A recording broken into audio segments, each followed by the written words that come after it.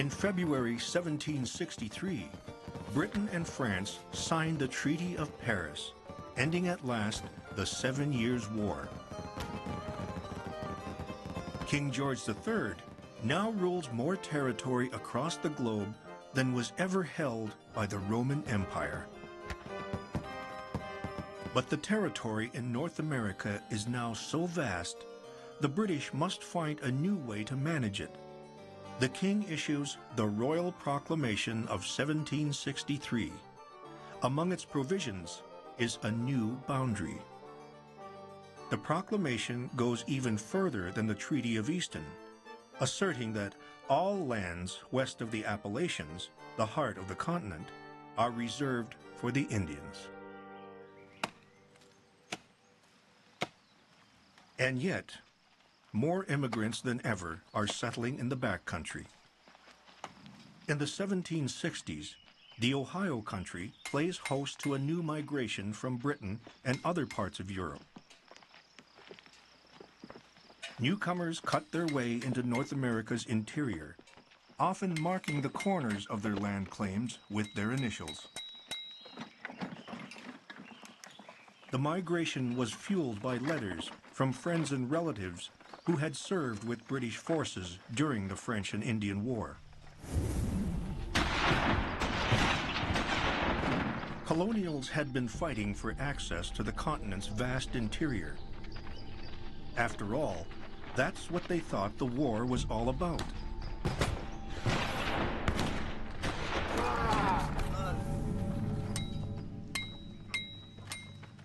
And now the king has declared the very land they are settling is off limits, reserved for Indians. And there was another source of tension: money. The war had doubled Britain's national debt. British taxpayers had long shouldered the burden. Now Parliament expected American colonists to pay their share.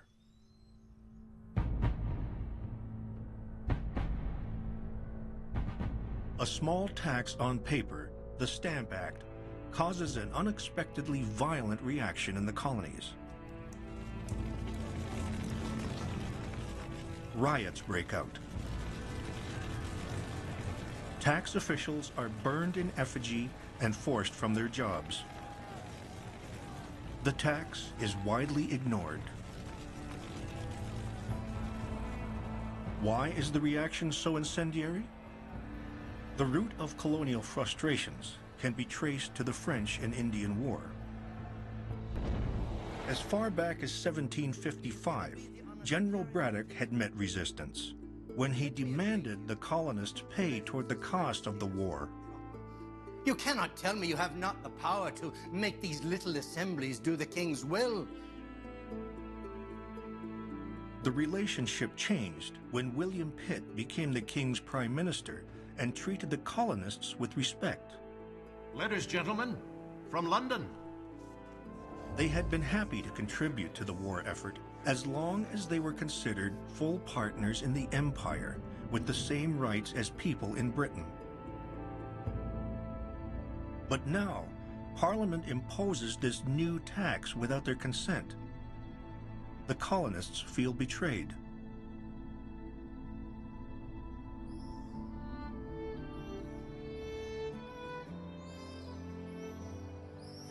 British policy increasingly frustrates George Washington. It is an obstacle on his path towards prosperity as a planter and land speculator. In the fall of 1770, Washington visits his land surveyor, who has lined up some choice parcels in the Ohio country. His journey takes him back to the places where he had once fought for the British Empire. Near the forks of the Ohio, where he had barely survived the first real battle of the war at Fort Necessity.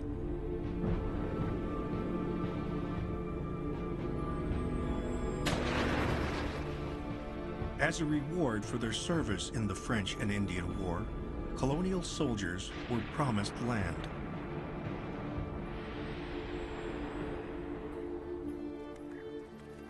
Washington is here today to reap his reward. But because the Royal Proclamation of 1763 preserves the West for the Indians, he knows he can't take possession. Yet. Like many people, he believes it won't be long before he can. On his trip, Washington dines at Fort Pitt. I saw some exceeding fine land. There is an opening prospect in the backcountry for adventurers, where an enterprising man with very little money may lay the foundation of a noble estate in new settlements for himself and posterity. And what of the Proclamation line? Are we not to protect the Indian lands? Surely we must give the Indians something if we are to keep the peace. I can never look upon that proclamation in any other light but as a temporary expedient to quiet the minds of the Indians. It must fall, surely, in a few years. The Crown itself has not yet consented. Consent or no, they're settling it as fast as a wildfire. Last year, I'm sure there were between 4,000 and 5,000. And all this spring and summer, the roads are lined with wagons, all moving to the Ohio. Any person who neglects the opportunity of hunting out good lands and, in some measure, marking and distinguishing them as their own will never regain the opportunity.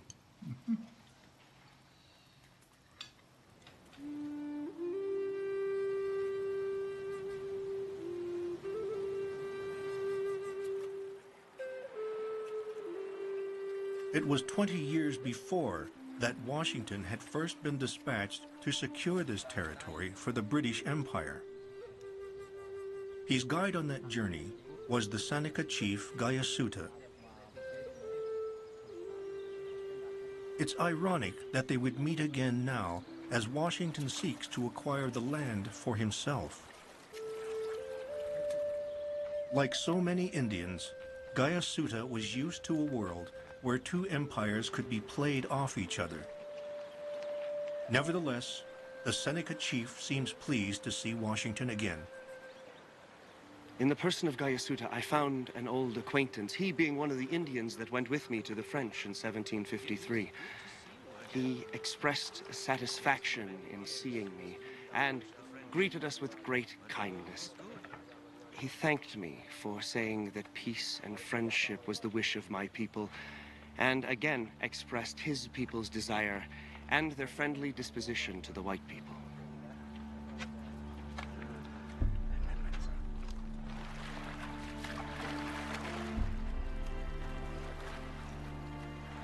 Despite their friendliness, Gayasuta knows that Washington is not here merely to pay a social call, but to acquire land.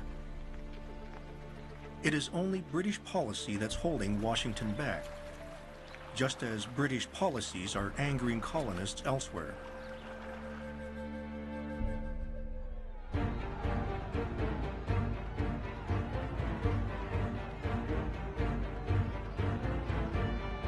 In New England, a clash of expectations leads to mounting tension.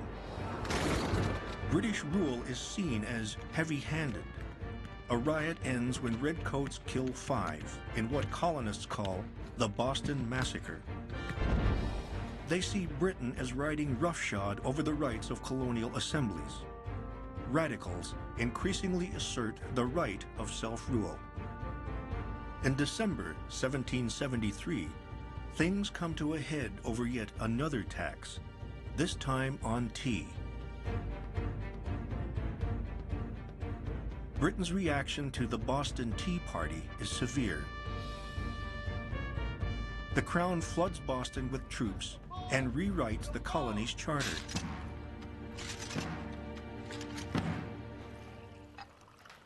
Even moderates like Washington find these developments disturbing.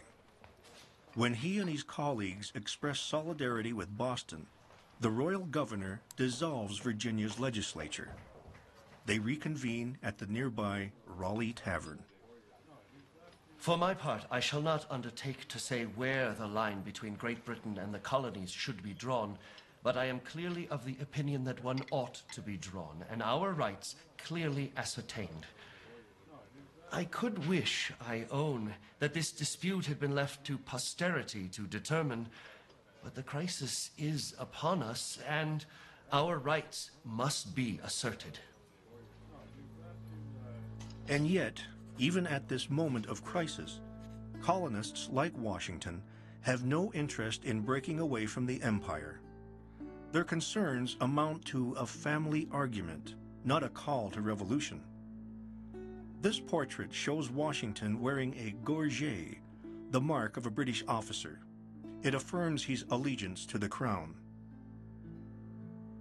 In September 1774, at the First Continental Congress, Washington and other colonial representatives call for a coordinated effort to resist British actions.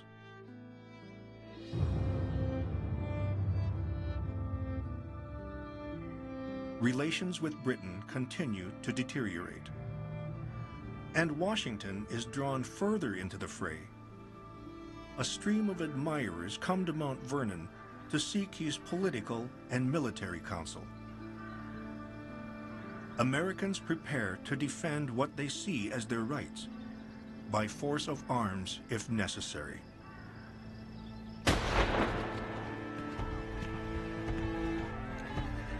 In April 1775, fighting erupts in Massachusetts between colonial and British forces. This is no longer a family feud, a dispute between loyal members of the empire. Once blood has been shed, there's no going back.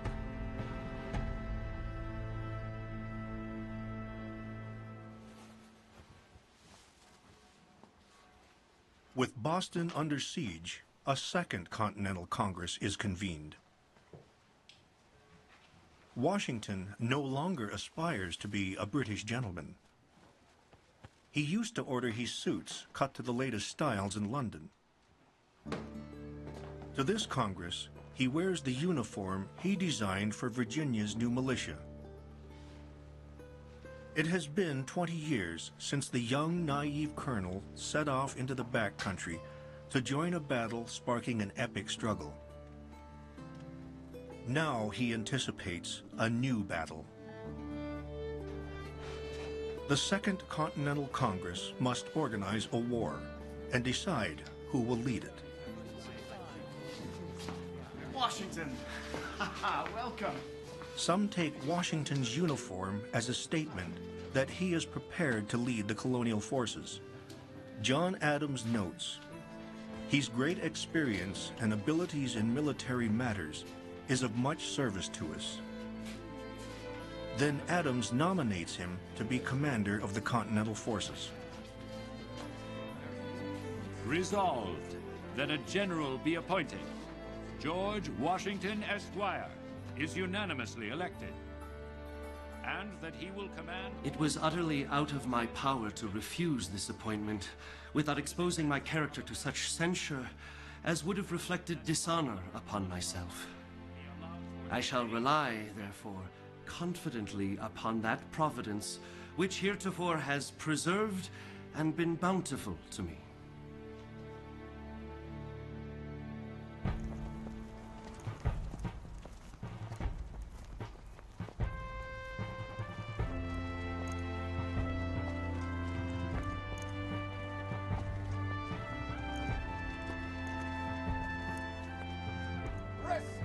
A year later, Washington is preparing ragtag Continental troops for battle.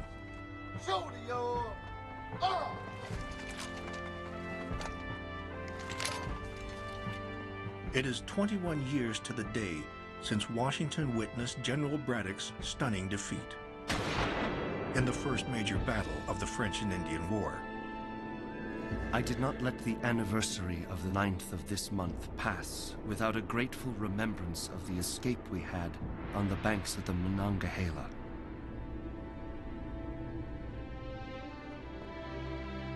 It is the same providence that spared him that horrendous day, Washington hopes, which will see them through the battle to come.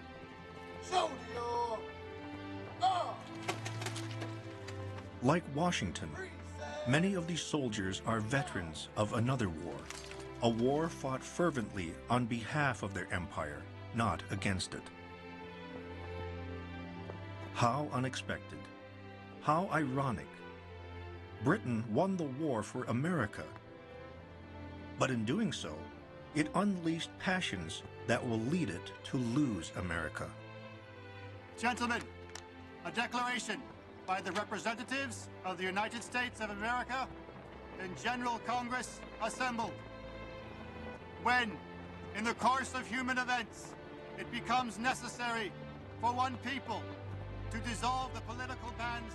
The history of the present King of Great Britain is a history of repeated injuries and usurpations, all having in direct the inhabitants of our frontiers, the merciless Indian savages, whose known rule of warfare is an undistinguished destruction. And that all political connection between them and the state of Great Britain is and ought to be totally dissolved.